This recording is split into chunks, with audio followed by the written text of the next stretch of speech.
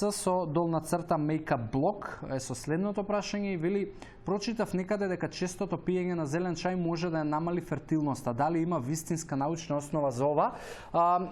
Искрено прв пат се сретнав со ова и ми требаше време да малку и јас проверам што се случува со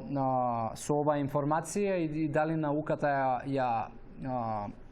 се сложува со тоа. Не најдов ни една релевантна студија, барем од изворите кај што јас барам, а тоа е PubMed и Националниот институт за здравје и исхрана на Америка. И таму напротив има некои публикации од Кина, но само е направено врз животни и врз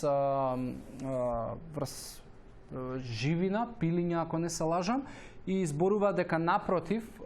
антиоксидансите кои што ги има во зелениот чај помагаат во подобрување на фертилноста и никаде не најдов дека зелениот чај ќе направи проблем со фертилноста. Нормално, зборуваме за нормални консумации, тоа е исто како, знаеш, исто како да речеш дека возењето на точак може да направи проблем кај фертилноста кај мажите. Да, има случаеви, но повторно зборуваме за екстремни случаеви и зборуваме за велосипедисти кои што можеби голем период од нивното секојдневие го минат на точак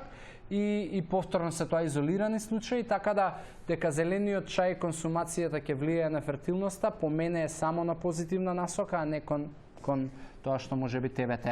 те засегнува, и пиењето на 1 до 2 зелени чаја напротив ќе има многу повеќе бенефити неголи што ќе има штета.